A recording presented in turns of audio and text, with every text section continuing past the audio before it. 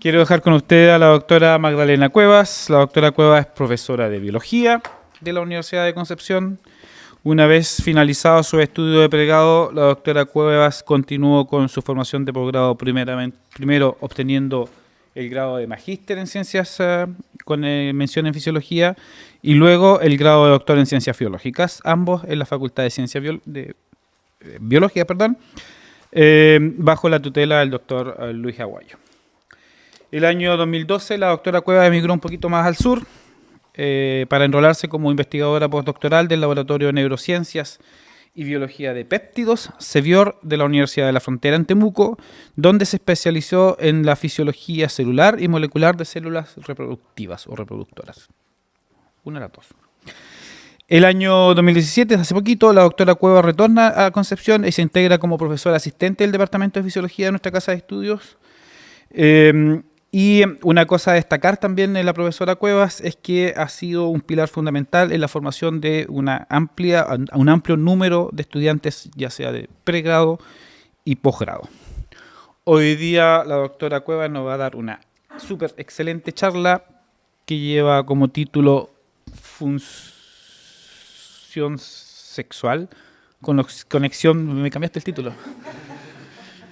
The Sex Brain Body Connection. Magdalena, el auditorio es tuyo. Gracias. Gracias, Gustavo.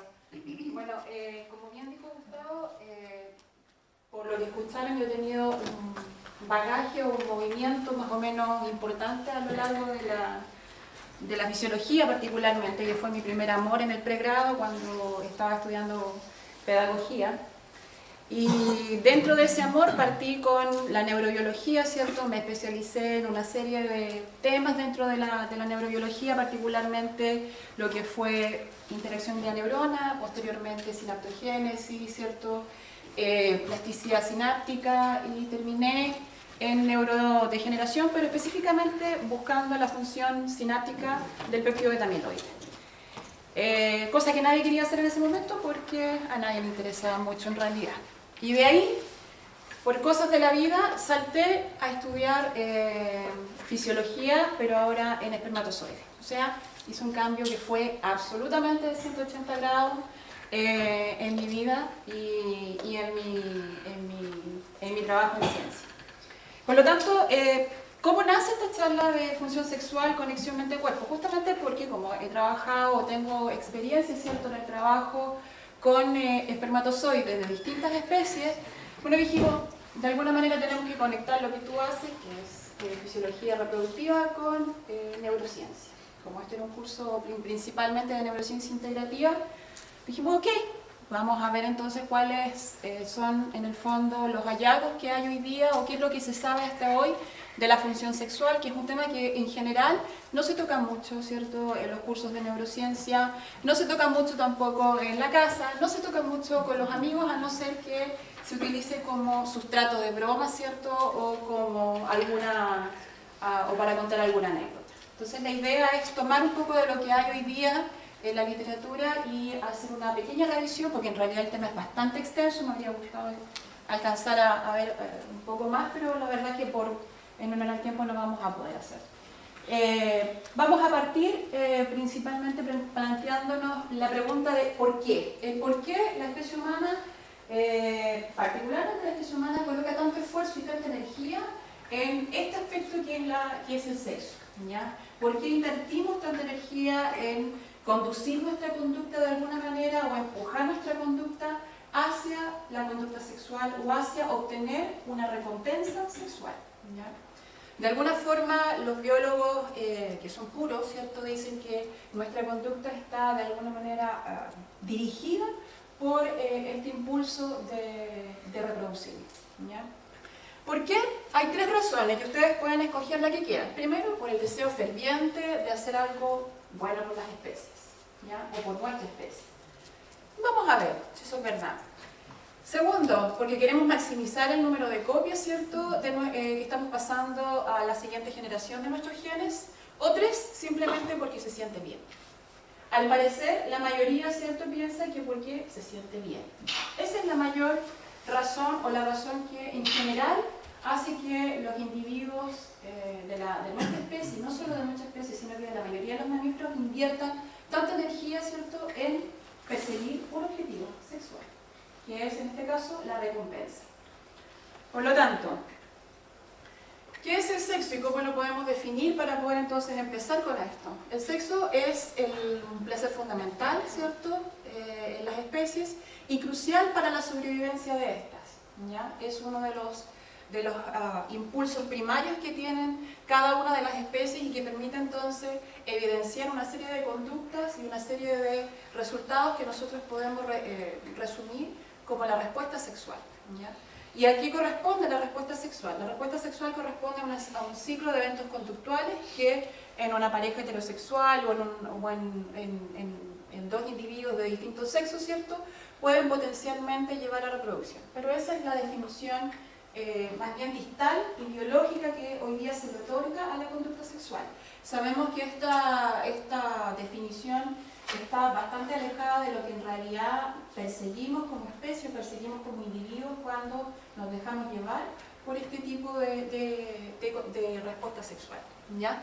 Todos esos pensamientos, todas esas conductas, esas cosas que están escondidas en nuestro cerebro y que de alguna manera aparecen en ciertas ocasiones, ¿cierto?, están, claro, determinadas por, al parecer, esta potencial probabilidad de reproducción, pero principalmente por, como decíamos anteriormente, por este sentimiento de placer, porque se siente bien.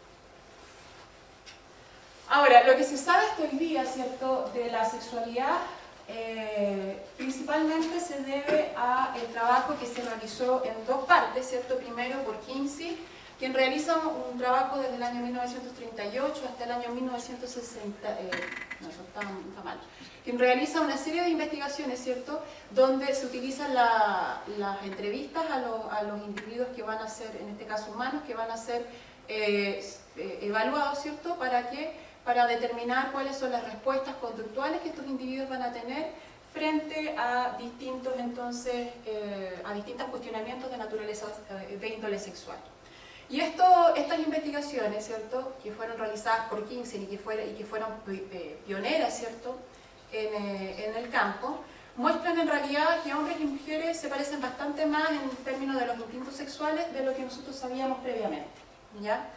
Y que sus conductas sexuales además son moduladas y son de alguna manera moldeadas por fuerzas sociales y fuerzas culturales de la especie humana, específicamente de la especie humana.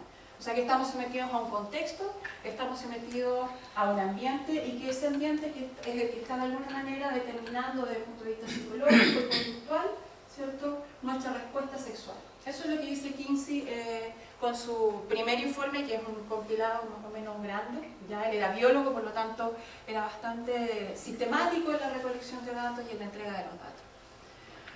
La segunda parte de la información que tenemos hoy día proviene de los datos entregados por William Masters y Virginia Johnson, quienes resumen en su investigación, ¿cierto?, de aproximadamente 30 años, dos observaciones que son importantes. Primero, ellos lo que hacen es que para obtener estos datos, realizan observación directa, ¿cierto?, de respuestas sexuales que están ocurriendo en el cuerpo durante la conducta sexual, ¿ya? Eso significa que observan parejas, ¿cierto?, o individuos de distinta naturaleza, de distinto índole, de distinta corriente sexual, en vivo, y están obteniendo información conductual acerca de estos individuos, ¿ya?, sin hacer distinción de su comportamiento sexual, sin emitir un juicio, porque esto es observación objetiva, ¿ya?, y obtención de datos objetivos.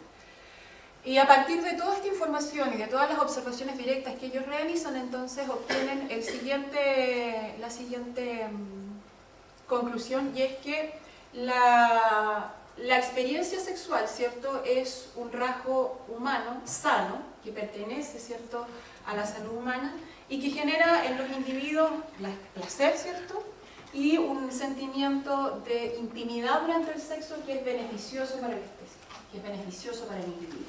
Y por lo tanto, de alguna manera como que barre un poco con todas las presiones sociales, ¿cierto?, que se colocan, o empieza a barrer con todas las presiones sociales que se colocan sobre las distintas manifestaciones de la conducta sexual, ¿ya? Esto es tremendamente importante, estos dos hallazgos que están ubicados en el siglo pasado principalmente, ¿cierto? Uno con Kinsey y los segundos con Master y Johnson, son tremendamente importantes para comenzar entonces con la corriente del estudio de la conducta sexual.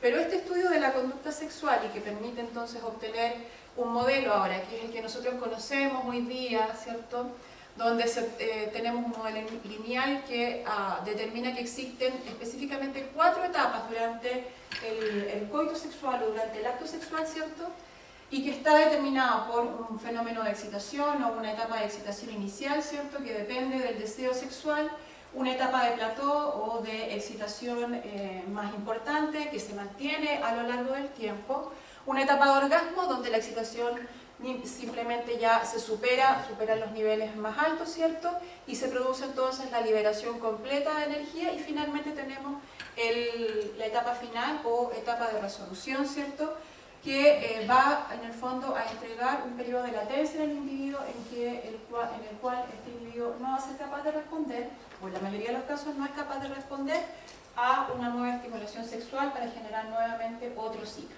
¿ya? Esto es lo que entonces se obtiene a partir de los trabajos principalmente de Master y Johnson, y es el modelo que opera hoy día, es el modelo lineal, donde nosotros vemos cada uno de estos componentes, ¿cierto?, reflejado en las publicaciones que ustedes se van a encontrar hoy día. Adicionalmente van a encontrar otro modelo que también está presente para explicar la conducta sexual, sobre todo a la humana, y que es el modelo circular, y que incorpora, además de estas 4 etapas que son netamente biológicas, ¿cierto?, y fisiológicas, incorpora también el modelo o incorpora el contexto biológico, el contexto en el cual se encuentra el individuo, vale decir las variables psicológicas, psicosociales, culturales, etc. Y cómo esto de alguna manera contribuye entonces a favorecer esta respuesta sexual. Ahora, a partir de este modelo entonces se han estudiado una serie de alteraciones, ¿cierto?, una serie de modificaciones de este ciclo sexual, ¿cierto?, donde vamos a ver que, por ejemplo, en la mayor parte de los casos, y específicamente en los machos, vemos que existe el fenómeno ocurre cuando se produce entonces la llegada al plató y finalmente al orgasmo, y después de ese orgasmo la resolución por un periodo de latencia que impide entonces la entrada en un nuevo ciclo sexual.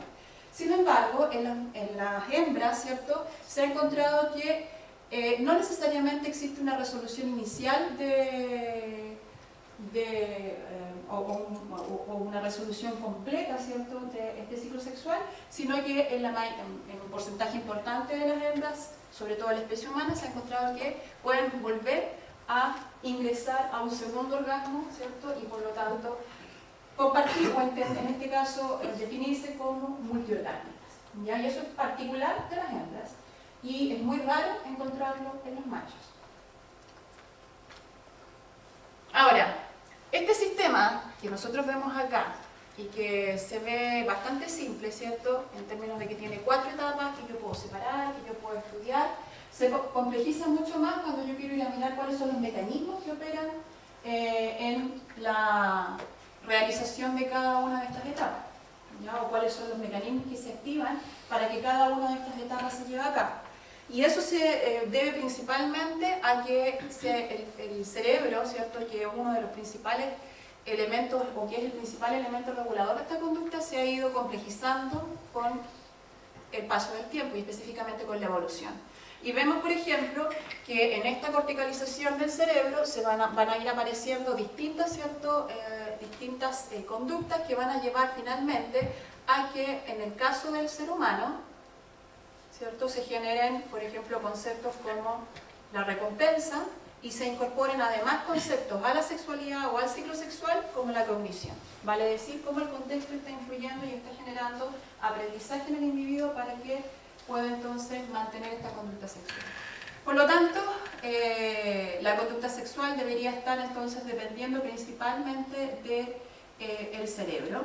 Y a pesar de que depende del cerebro y a pesar de que en el ser humano se complejiza bastante con toda esta corticalización, ¿cierto?, que incluye por lo tanto el desarrollo de la cultura y la internalización de los distintos modelos culturales en la generación de la conducta, a pesar de eso, aún podemos encontrar una serie de factores, ¿cierto?, que son comunes en todas las especies y que nos van a permitir entonces estudiar cómo se produce entonces cada una de las etapas del ciclo sexual. Por lo tanto, ¿cuáles son los mecanismos que van a operar en el modelo clásico o en el modelo lineal que se obtiene a partir entonces de los trabajos de Master y Johnson? Los modelos o los mecanismos que van a operar ya van a partir siendo estudiados principalmente a través de distintos comportamientos que están operando en todos los mamíferos. ¿Ya?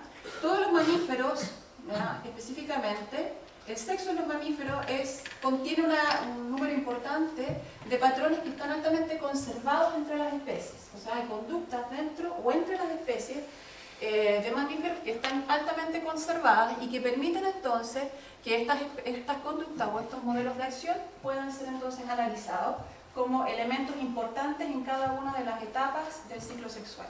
¿Ya?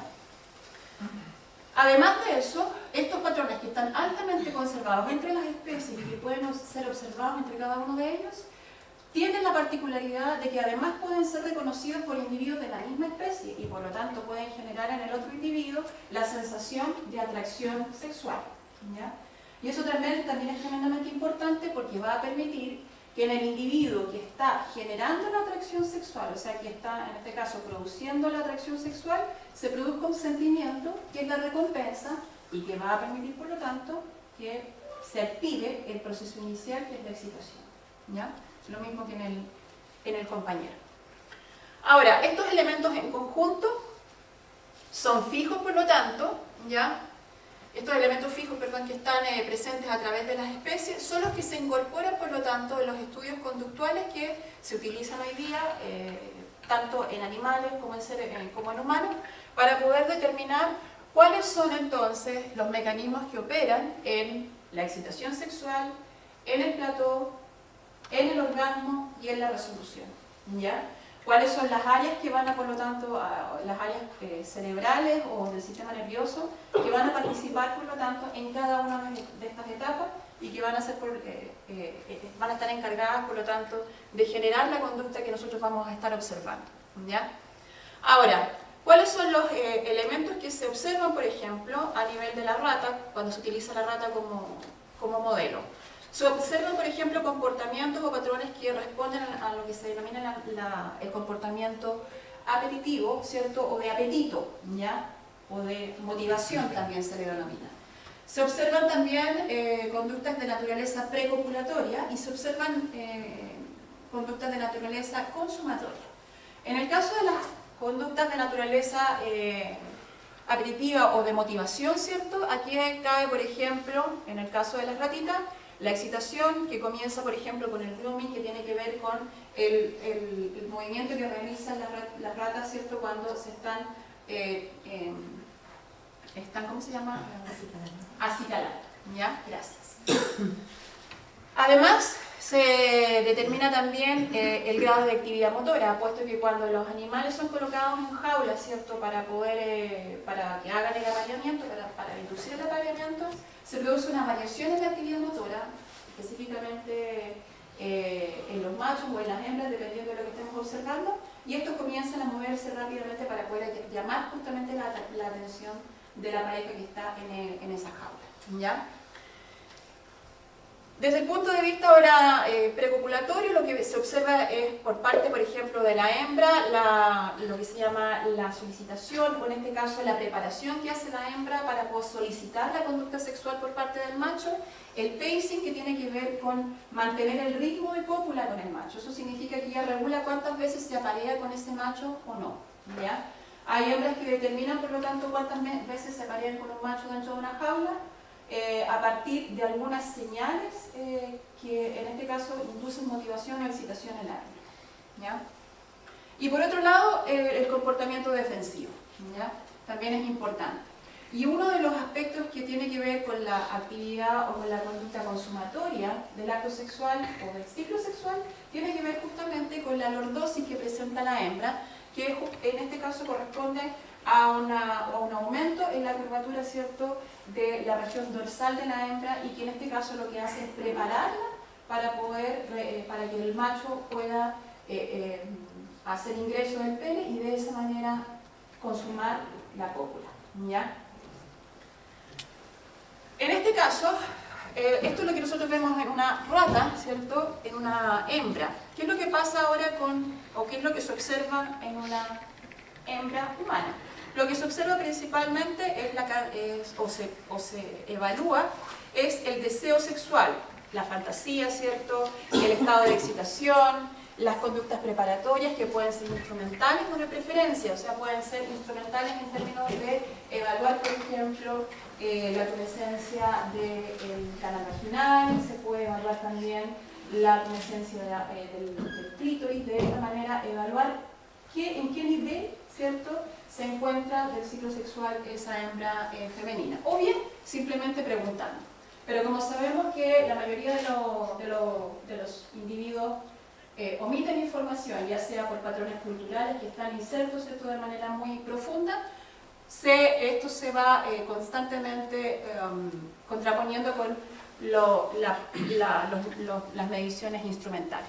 Desde el punto de vista prepopulatorio, también la solicitación, en este caso el solicitar actividad sexual, la excitación, el juego previo, ¿cierto?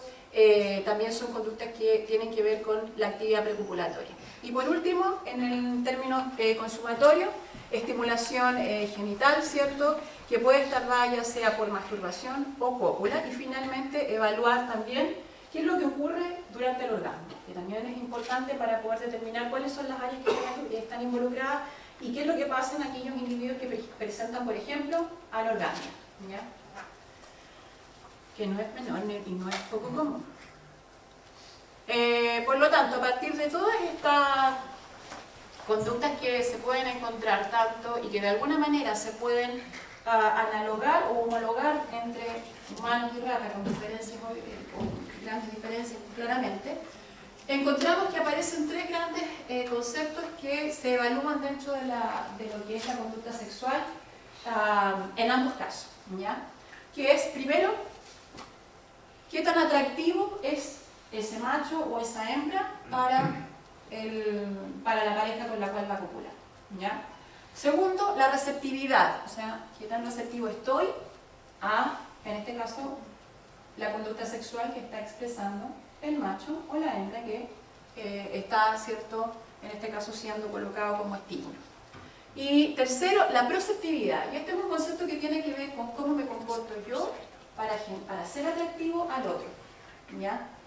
¿Cuáles son las conductas que yo tengo para llamar la atención del otro individuo y de esa manera hacerme atractiva y, en este caso, que el ciclo sexual se lleve a cabo de manera exitosa, ¿ya? ¿Cómo se hace? ¿Qué se hace y cómo se hace? Bueno, aquí la neurociencia, para poder explicar todas estas cosas que nosotros vemos, ¿cierto?, ha sido fundamental. ¿Por qué? Porque resulta que hasta Master y Johnson, ¿cierto?, nos quedamos principalmente con las entrevistas, que era lo que los individuos de distintos backgrounds, ¿cierto?, sexual entregaba, que era información válida, pero que de alguna manera podía ser sesgada por alguno u otro motivo. Además, ¿cierto?, de la información obtenida por Master y Johnson a través de las distintas también observaciones que ellos hicieron, pero hasta ahí no teníamos más información acerca de qué es lo que estaba pasando en realidad, o dónde se controlan, o dónde están ocurriendo realmente los cambios que son responsables de las conductas que nosotros estamos viendo o que Master y Johnson ven, ¿ya? Entonces, para responder estas dos preguntas, ¿cierto?, es que aparece la neurociencia, o la neurociencia ingresa al campo de la conducta sexual para estudiar los mecanismos conductuales que están involucrados entonces en la conducta sexual humana, ¿ya? Esto se realiza principalmente centrando el interés en los mecanismos, ¿cierto?, de aprendizaje sexual basados en la recompensa y en los mecanismos de motivación e incentivo sexual, ¿ya?, que son elementos fundamentales a la hora de entender la conducta sexual. Vamos a ver que los circuitos que se activan, o van a ver de manera bastante, vamos a tratar de mostrarlo, que los circuitos que se activan y las zonas que se activan en este caso son muy similares a los que se activan, por ejemplo, en aquellos individuos que son consumidores, por ejemplo, de drogas de abuso, ¿ya? Y van a ver un videito al final que les va a llamar la atención. Entonces, ¿cómo se evalúan desde el punto de vista de la neurociencia? ¿Cómo parte la neurociencia evaluando las conductas? Lo hace a partir de distintos modelos. El primero, ¿cierto?, es el clásico uso de modelos animales. Y ahí se hacen una serie, ¿cierto?, de análisis que tienen que ver con la monta, la intromisión, ¿cierto?, y las latencias de intromisiones. En el caso de las ratas, cuando se trabaja con ratas, se evalúa principalmente la monta, las intromisiones y cuánto demora en volver a hacer las intromisiones. ¿Qué son las intromisiones? Las intromisiones son el número de veces que un macho penetra una hembra pero sin generar orgasmo, o sea, sin eyacular. Y que es distinto al fenómeno de eyaculación. No todas las intromisiones son exitosas. De hecho, hay una gran cantidad de intromisiones que se realizan por parte del macho en la hembra durante el ciclo sexual, ¿cierto?, en la jaula, que no tienen que ver inicialmente con la eyaculación, sino que tienen que ver con la excitación sexual y con la preparación de la hembra para la cópula, ¿ya? Hay algunas otras evaluaciones que se hacen que tienen que ver, por ejemplo, con tareas de aprendizaje, por ejemplo, si relacionan un estímulo sexual o relaciona, por ejemplo, el presionar o elevar un botoncito, ¿cierto?, o una perilla, con respuesta sexual o con recompensa sexual. Lo más probable es que cada vez que quieran copular, vayan y presionen el botón para poder entonces obtener la respuesta sexual. ¿Por qué? Porque ellos saben que si aprietan el botón, o aprenden que si aprietan el botón, se abre una puerta y la hembra está receptiva al otro lado para poder copular, ¿ya? Por lo tanto, esa es otra manera de evaluar. La tercera manera tiene que ver con algunas aproximaciones conductuales, donde se observan, ¿cierto?, principalmente incentivo sexual y motivación, preferencia de pareja, que en ese caso Tiare mañana en la tarde va a mostrar justamente cómo se modifica esto, vamos haciendo algunas manipulaciones. Algunos encuentros entre hembras, ¿ya? Y además se estudia el pacing mating, que tiene que ver en este caso con el ritmo, el control en este caso, el control del ritmo de cópula, que eso lo determina particularmente la hembra o el macho a partir del número de contactos que pueden obtener. Eso es por parte de los modelos animales, y eso es una gran cantidad de información. El problema que tiene esto es que hay zonas de la corteza, ¿cierto?, en seres humanos que no están en animales, ¿ya?, en los modelos animales.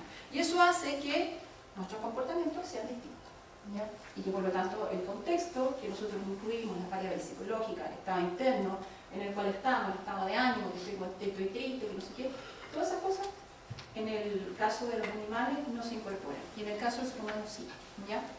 Por lo tanto, como necesitamos hacer incorporación de los modelos humanos, se requiere ahora, o se recurre ahora a los modelos de imaging, de imaginología médica, ¿ya? Donde a partir principalmente de PET y de MRI, ¿cierto?, se obtienen imágenes, y a partir de estimulación de distintas maneras, ¿cierto?, por distintas vías, se obtienen imágenes de las zonas que están siendo estimuladas o no durante ciertos procesos o ciertos protocolos que se están llevando a cabo. Y esto va a permitir entonces obtener una idea un poco más clara de lo que está pasando. ¿Cuál es el problema con esto? Al igual que con los modelos animales, esto está fuera de contexto, ¿ya? Por lo tanto, hay una serie de factores ambientales que pudieran estar determinando que a lo mejor la información se esté perdiendo o haya información temporoespacial que no esté apareciendo, ¿ya? Porque no es el ambiente adecuado, porque la luz, porque el ruido, porque se meten dentro de la cámara, ¿cierto? Y simplemente hay una serie de factores que pudieran de alguna manera alterar, ¿cierto?, el proceso, aunque se lleve a cabo la eyaculación, aunque se alcance el orgasmo, de alguna forma pueden producir alteraciones, ¿cierto?, en la información que nosotros vamos a obtener. Por lo tanto, el contexto sigue siendo importante. Y la otra fuente de obtención de conocimiento importante es la información clínica que entregan, en este caso, los médicos que realizan el manejo de pacientes con disfunción sexual, ¿ya? Como por ejemplo, la información que llega desde los psiquiatras que tratan, por ejemplo, pacientes con depresión, con antidepresivos, donde se observa una disminución de la libido en algunos casos, ¿ya? Esas son las tres grandes fuentes de información entonces, o las tres grandes maneras en las cuales, ¿cierto?, se nutre la neurociencia para poder ir generando todo el conocimiento que se tiene hoy.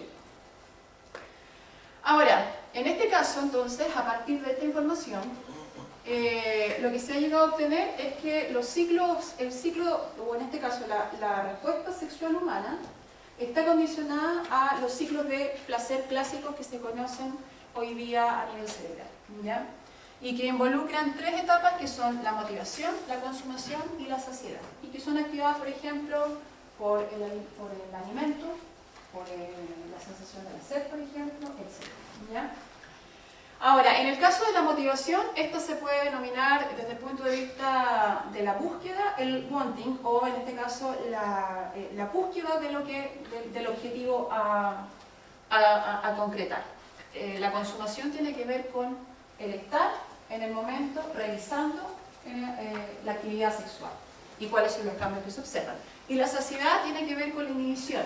Si nosotros lo llevamos ahora al modelo de Master y Johnson, lo que vamos a encontrar entonces es que la motivación está situada principalmente, ¿cierto?, con el wanting en la excitación o la etapa previa que corresponde al plató.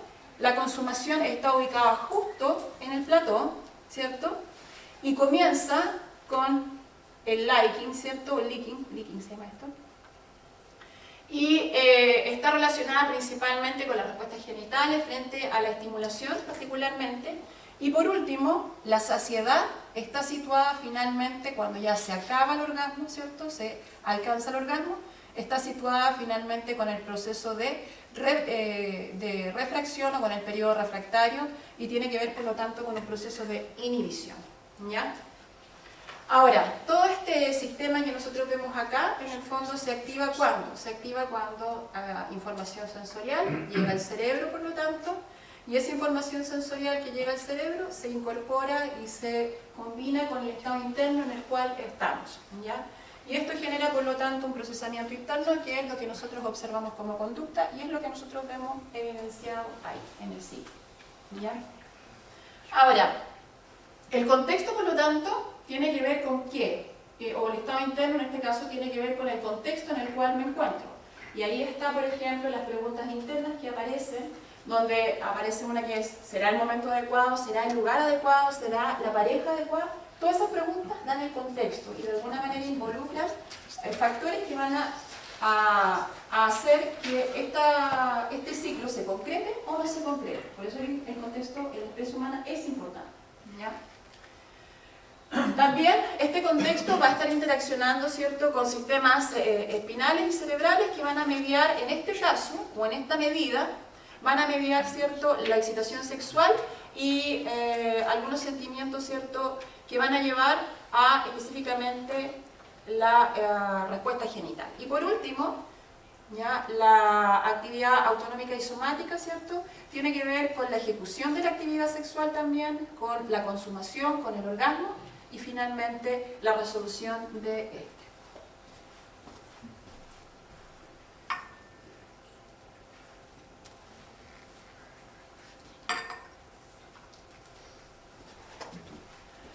Con respecto a lo que se conoce como la búsqueda del sexo o la conducta del wanting, ¿cierto? Esta conducta depende principalmente de un factor que es el deseo sexual. ¿Qué es el deseo sexual?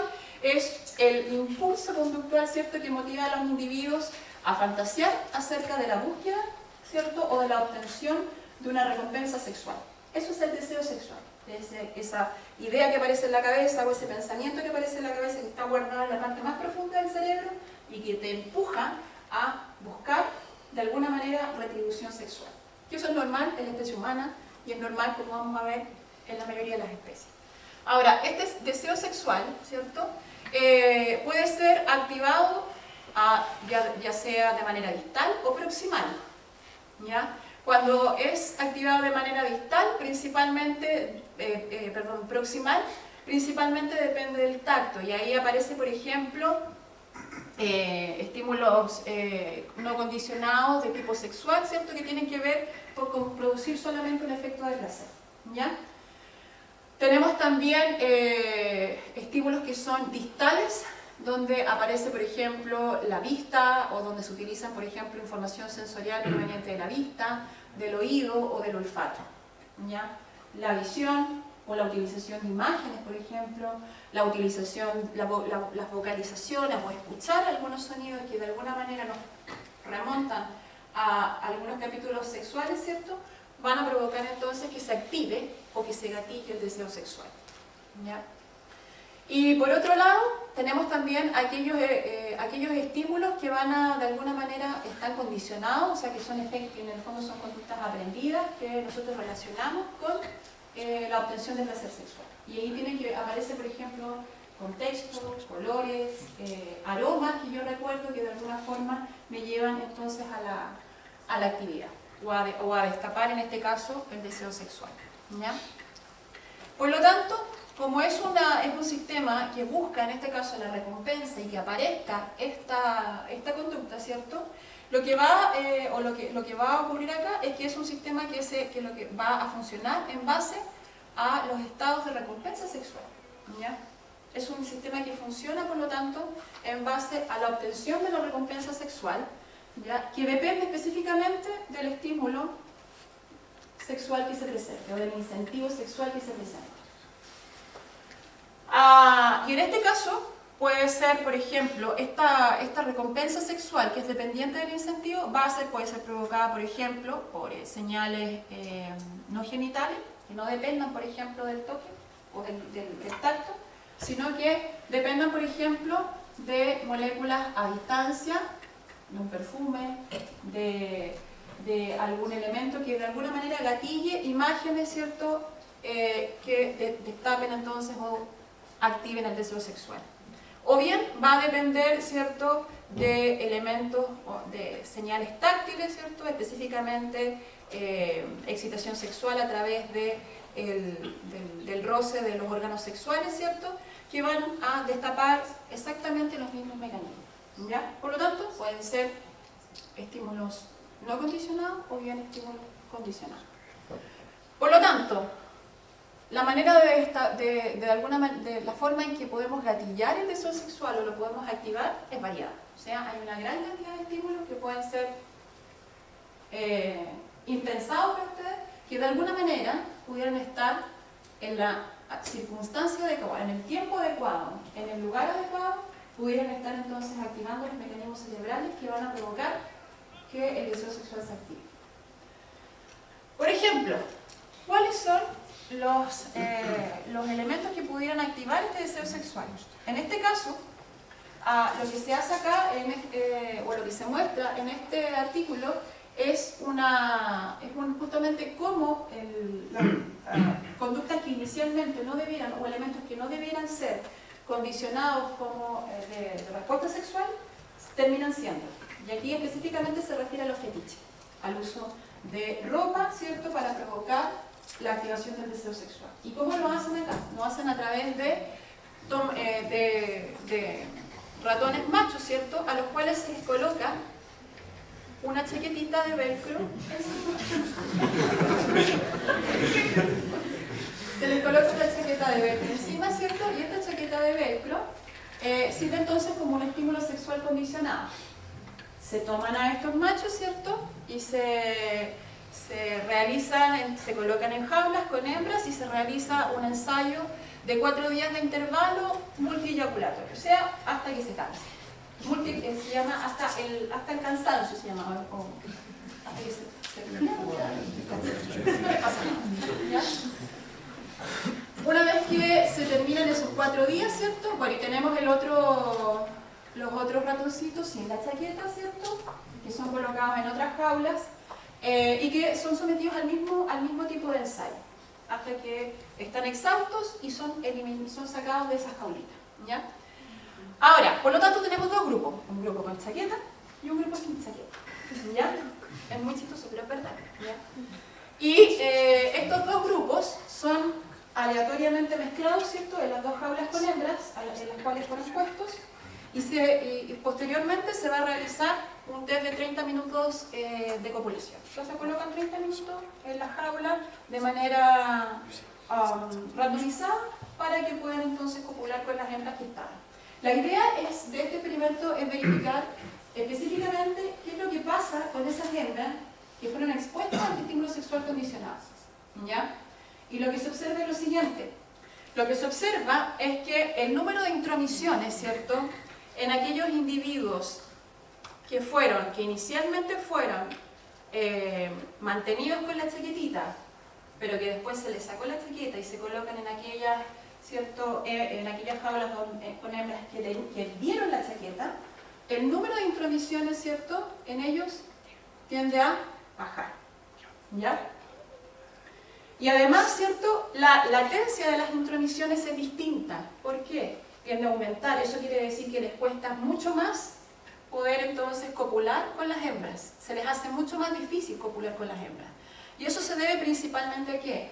Se debe principalmente a que la hembra lo que hace es relacionar la chaqueta, ¿ya?, con recompensa sexual. Por lo tanto, cada vez que esa hembra ve la chaqueta, ¿cierto?, lo que va a pasar es que va a copular con ese macho. Y eso fue justamente lo que pasó. Los machos que se pusieron la chaqueta y que inicialmente estaban en el ensayo sin chaqueta, aumentaron el número de intromisiones y además de eso, disminuyeron el tiempo de latencia.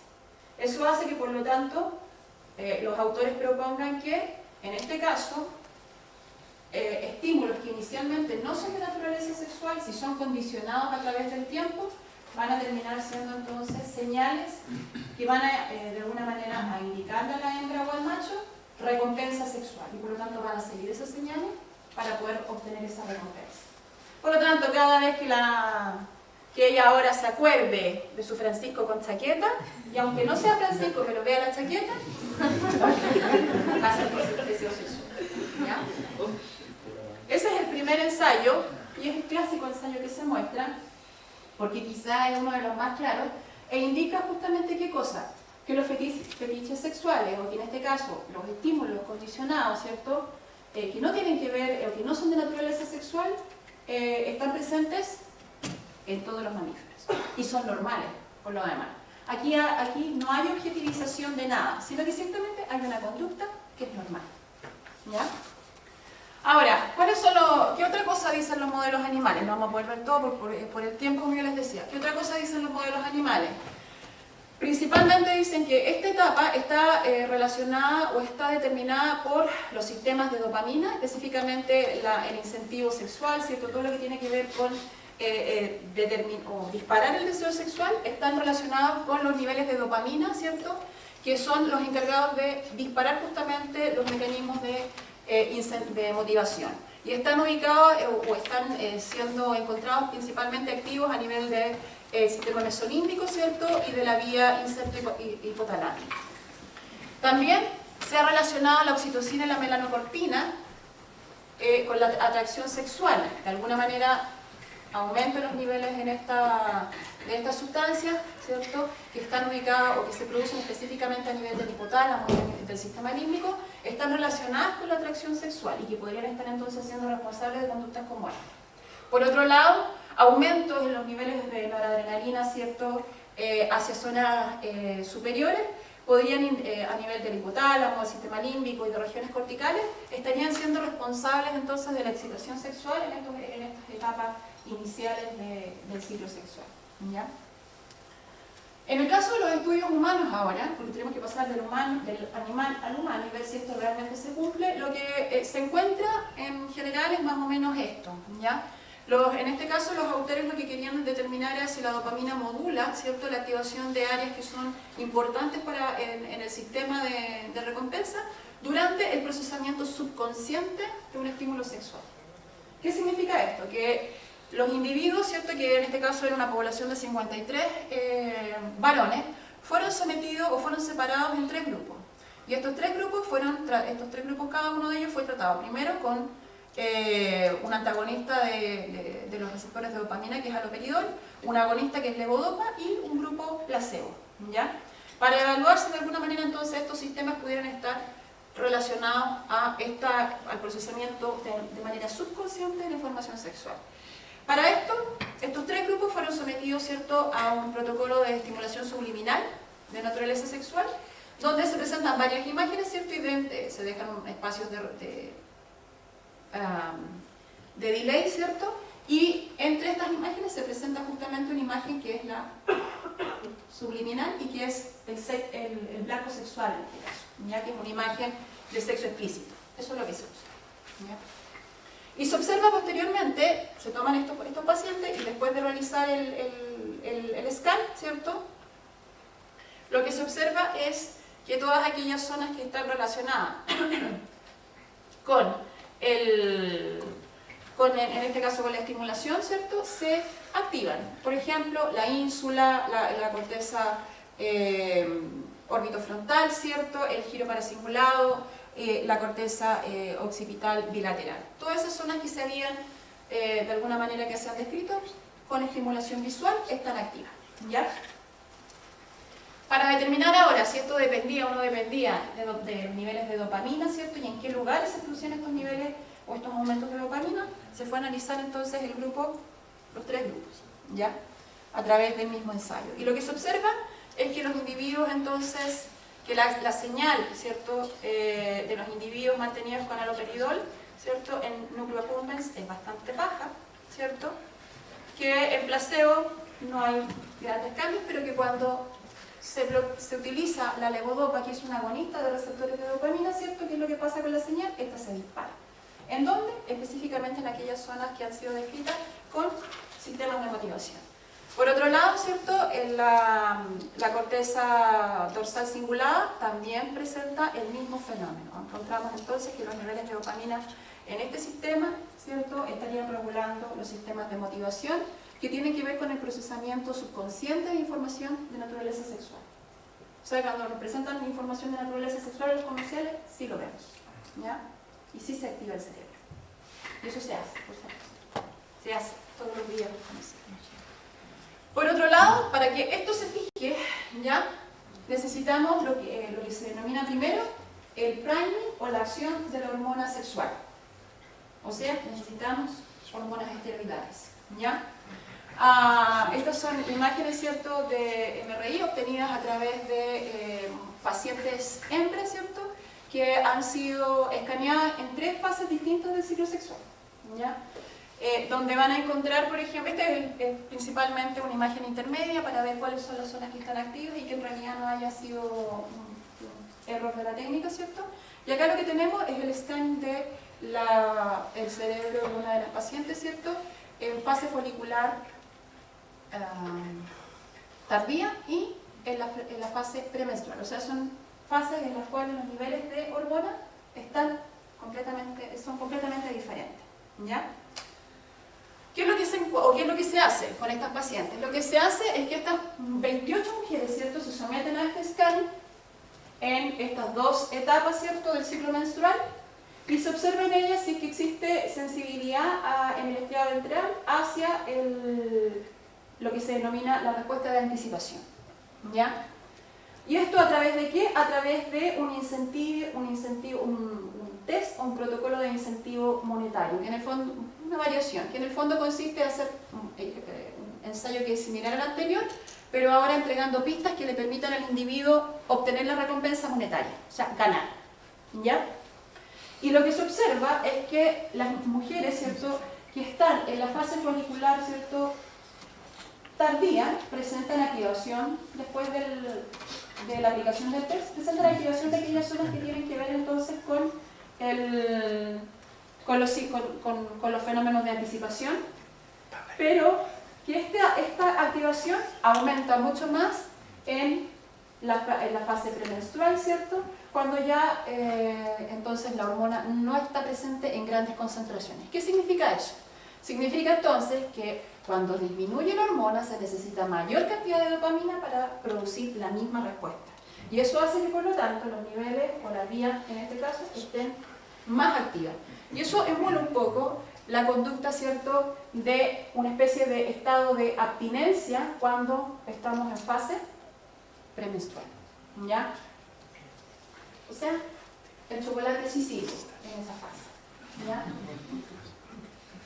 Por algo lo necesitamos.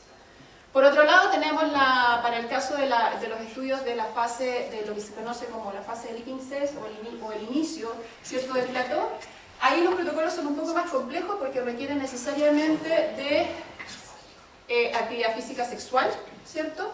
Para poder disparar la excitación genital y la excitación cardiovascular, ¿ya? Por otro lado, se necesita entonces el cerebro, en este caso el cerebro necesita de la estimulación genital para producir un orgasmo, en este tipo de protocolos, ¿ya? Sabemos que eso hasta cierto punto es falso, porque están todas las culturas orientales, ¿cierto?, centradas en la obtención del orgasmo a través de otras vías que no necesariamente involucran entonces la activación genital, ¿ya? Pero para el cerebro, ¿cierto?, la estimulación genital es la fuerza o la fuente primaria de placer sexual, ¿ya?, en este caso. Acá lo que se muestra es el ensayo clásico que se realiza para evaluar este tipo de conductas que son de consumación, para el estudio de la red de consumación sexual, ¿cierto?, donde lo que se hace es un ensayo de estimulación pareado. Es un ensayo de estimulación, sí, pareado se llama eso. Y lo que en el fondo ocurre es que a partir de la estimulación de clítoris y de pene, ¿cierto?, se analizan entonces la tumescencia del clítoris, se analiza la tumescencia del pene a través de una serie de equipos o equipamiento que permite justamente medir cómo cambia, ¿cierto?, la tumescencia de esto, y además se hace análisis de la presión rectal, o cuánto varía la presión rectal durante las distintas etapas del acto sexual, ¿ya? ¿Qué es lo que ocurre acá? Posteriormente, una vez que los pacientes están conectados, ¿cierto?, con todo este equipamiento que permite medir solamente actividad sexual genital, se toman estos pacientes y se llevan o los individuos y se llevan a la cámara para hacer el MRI. Y posteriormente, ¿qué es lo que se hace? Se hace la obtención de los datos. Entonces, se mide en las distintas etapas del ciclo sexual, ¿cierto?, la presión rectal, porque esta debiera cambiar durante el orgasmo y debiera ser máxima durante el orgasmo, producto de que hay contracciones pélvicas involuntarias, ¿ya? Y al mismo tiempo se está haciendo evaluación por fMRI de la actividad a nivel cerebral para determinar cuáles son los núcleos o las zonas que están siendo activadas. Y lo que se observa es que, por ejemplo, se activan zonas, a partir de estos protocolos, ¿cierto?, se activan zonas como el hipotálamo lateral, el pálido ventral, la corteza cingulada media, ¿cierto?, la ínsula anterior, el opérculo frontal, el lóbulo parietal, la corteza occipitotemporal, lo siento, ¿ya? Y por lo tanto podemos ver que hay una serie de zonas que están siendo activadas durante este tipo de protocolos, que corresponden entonces a la consumación sexual, ¿ya? ¿Y qué pasa durante el orgasmo? ¿Cuáles son las zonas que se prenden durante el orgasmo y cuándo se apagan estas zonas durante el orgasmo? O sea, estamos subiendo, lo que está pasando es que en el fondo estamos viendo cómo el cerebro va aumentando su actividad. Durante el orgasmo, humano particularmente, que es bastante difícil de estudiar porque es de naturaleza impredecible y descontrolada, según los autores, ¿ya? A partir de a partir de un protocolo de estimulación de clítoris, que es pareado, o sea, con pareja, ¿cierto?, se mide en las mujeres la presión, las fluctuaciones nuevamente de la presión rectal, y estas variaciones de presión rectal tienen una correlación, ¿cierto?, con una disminución en la actividad de la corteza frontal, de la corteza prefrontal, lo cual en realidad está en relación con lo que se espera, producto de que durante el orgasmo hay una disminución en el control de la conducta, ¿ya? Es una especie de dejarse llevar.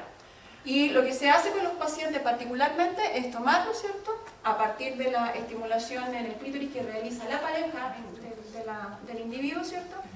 Es sometida esta mujer entonces a los ensayos de fMRI y se empieza a ver que una vez que comienzan los fenómenos de excitación, ¿cierto?, se empiezan a encender distintas zonas, ¿cierto?, del cerebro, el caudado, ¿cierto?, la corteza singular anterior, el opérculo. Mire cómo empieza a aumentar. Se activa el tálamo, la ínsula y el lóbulo paracentral. Y vemos cómo, ¿cierto?, aparecen estas zonas de alta actividad a nivel de las distintas regiones de la corteza. Por lo tanto, el cerebro se enciende completo. Pero hay zonas que también, ¿cierto?, se apagan, que tienen que ver con, por ejemplo, con la corteza prefrontal. ¿Qué pasa después de que se acabó el orgasmo? Todas esas zonas que estaban inicialmente activas empiezan ahora, fíjense bien, a disminuir su actividad y comienzan a bajar lentamente. Entonces lo que tenemos ahora es la entrada en el proceso o en la etapa de refracción, o cierto, en el periodo refractario, que en este caso corresponde a este periodo donde a partir de un segundo estímulo sexual, ¿cierto?, no hay una entrada a un segundo ciclo, siempre y cuando no sea de naturaleza multiorgánica.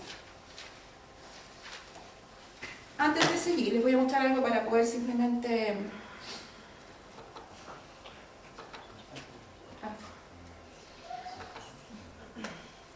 continuar. ¿Qué es esto? ¿Qué pasa en un cerebro, cierto, femenino cuando hay un orgasmo?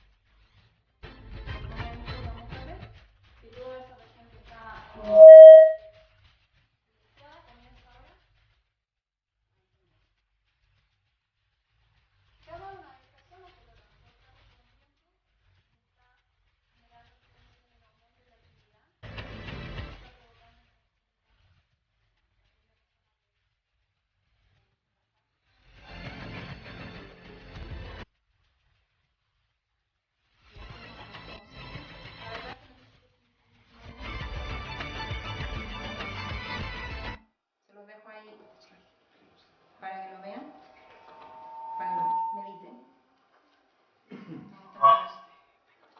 Como parece. ¿Ya? Para terminar, simplemente quiero decir de que lo que nosotros acabamos de ver fue una breve muestra de lo que en realidad, o de la información que existe hoy día en la literatura acerca de lo que es la conducta sexual, de cuál es el papel que tiene la neurociencia en la conducta sexual. Sabemos que el cerebro integra información sensorial para producir todas estas respuestas y estas conductas, que esta información sensorial queda almacenada, ¿cierto?, de distintas maneras, de distintas formas, en distintos contextos, y que por lo tanto esa información se transforma posteriormente en conductas que pueden ser expresadas como estímulos sexuales. Que expresiones ya sean no condicionadas o aprendidas de naturaleza sexual, ¿cierto?, pueden llevar a distintos niveles de bonding o de las etapas del ciclo sexual. Estudios animales y humanos han elucidado, yo diría bastante bien, las distintas fases y conductas que están involucradas en el ciclo sexual. Los mecanismos todavía están un poco... En realidad los autores son bastante optimistas, dicen que se sabe mucho y que han elucidado muy bien, pero la verdad es que quedan bastantes preguntas todavía por resolver.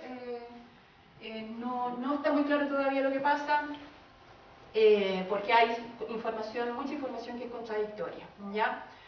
Se requiere la integración gonadal, ¿cierto? La interacción gonadal o de los niveles de hormonas esteroidales para poder producir este sentimiento, de disparar este sentimiento de recompensa. Y además de eso, recordar siempre que la conducta sexual humana involucra el balance de actividades de distintas redes neuronales, ¿cierto?, sobre las distintas fases del ciclo sexual o de la respuesta sexual. Eso principalmente, quedarse con esta imagen, ¿cierto?, de que en realidad cada una de las zonas del ciclo de placer sexual entonces va a ir activando y desactivando distintas zonas, y que esto en común tienen conceptos en común con lo que son los ciclos de recompensa, ¿cierto?, los sistemas de recompensa clásicos que ya han sido.